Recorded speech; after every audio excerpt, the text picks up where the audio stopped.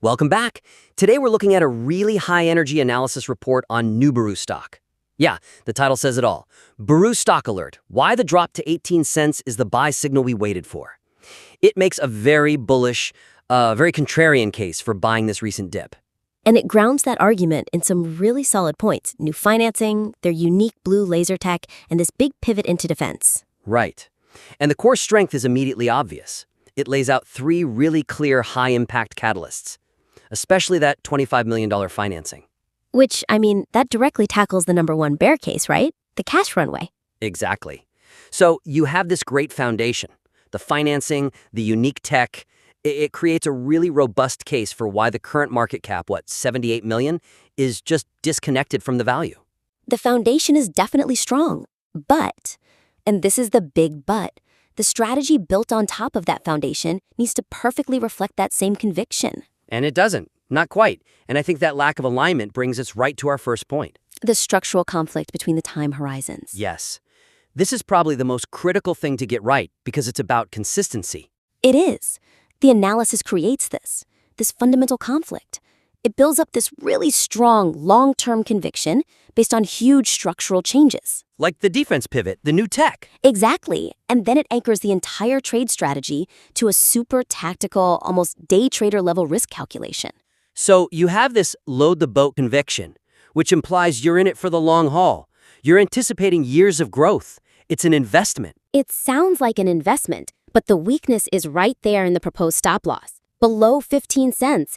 If that $25 million in financing really secures their runway well into the future, then a 3-cent drop shouldn't be a panic event. It shouldn't trigger a complete exit.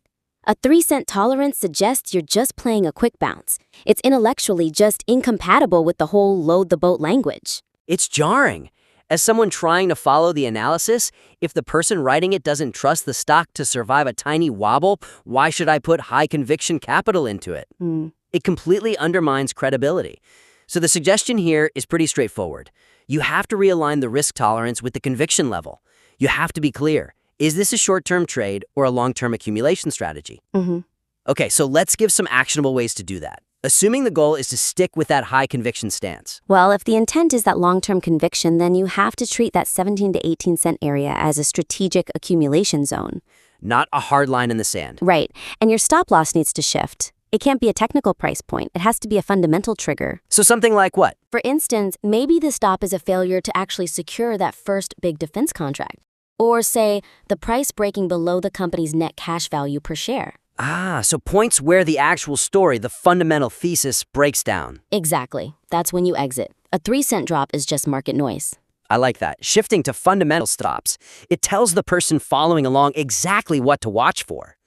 But what if the writer insists on that tight risk? What if it really is a tactical setup? Then the language has to change. If it's purely tactical, you've got to strip out all the expansive fundamental talk. So get rid of the whole blue laser discussion, the defense pivot. Yeah, just focus on the short-term stuff, the RSI, the gap fill, the technical levels. Or if you keep the fundamentals, you have to increase the risk budget. You just can't promise multi-year growth while you're operating on a 3-cent leash. That distinction clarifies the entire purpose of the piece.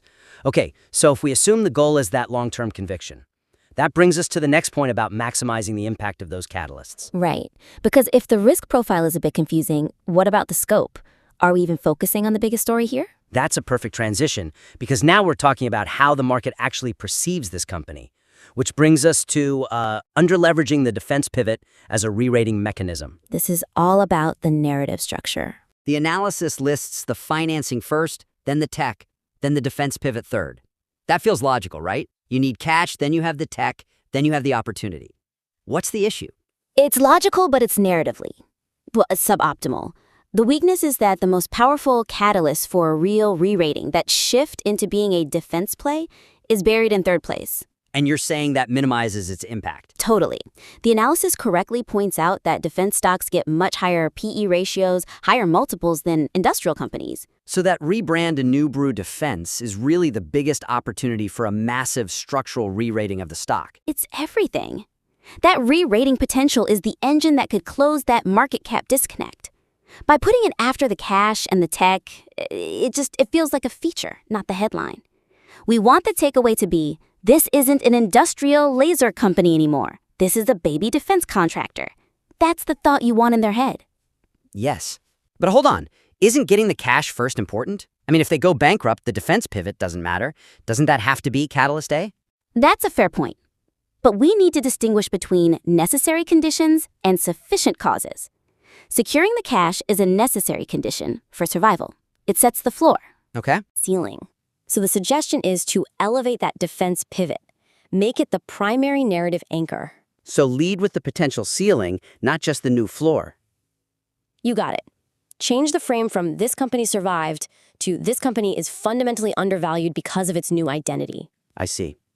So you'd restructure the whole thing. Maybe lead with the valuation disconnect and use the new BURU defense subsidiary as the reason why the market has to re-rate the stock. Move it from C to A or B. And once that re-rating potential is the main focus, that 25-cent target price starts to look, well, pretty conservative. Extremely conservative, right? So I'd suggest using that defense context to propose a much more ambitious long-term target. Maybe you have a two-tier system. A near-term target of 25 cents, sure, but a long-term strategic target based on what other defense companies trade at. That makes the current 18-cent price look even more disconnected. It reinforces the whole buy signal. That's excellent advice. Okay, let's shift to the third and final piece of the analysis, the technicals. Yeah, this is where the analysis moves from highly specific to, well, not so specific. You're talking about the generic technical analysis lacking fundamental integration. Exactly. The fundamental case is so specialized, right? We have this unique blue laser tech, a specific defense market pivot, but then the analysis turns to the charts, and it suddenly feels very generalized. Like it's just checking the boxes. RSI is oversold. Check. There's a gap above. Check. It's the kind of TA you could apply to any beaten-time stock. That's the weakness. It feels disconnected. It doesn't feel exclusive to the BRU story.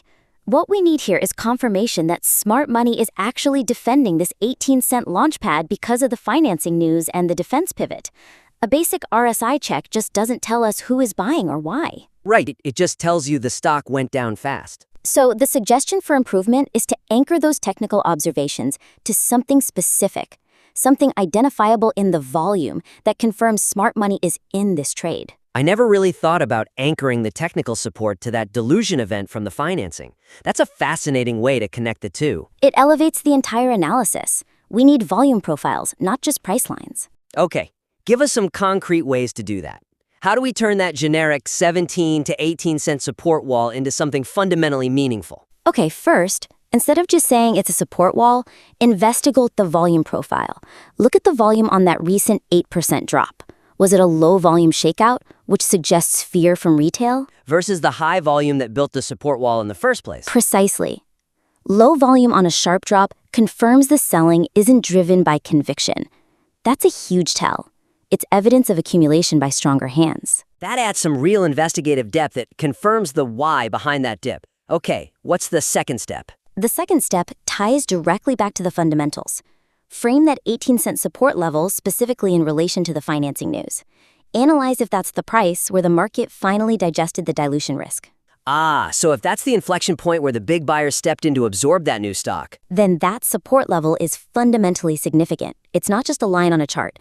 It becomes a proof point for your financing catalyst. that kind of integration is what takes an analysis from just competent to truly sophisticated. It marries the chart directly to the narrative. And it avoids the trap of just using generic, cookie-cutter technicals. This was a really powerful submission. The fundamental catalysts are clear, the stance is sharp and contrarian. The report does a great job of identifying a real valuation disconnect.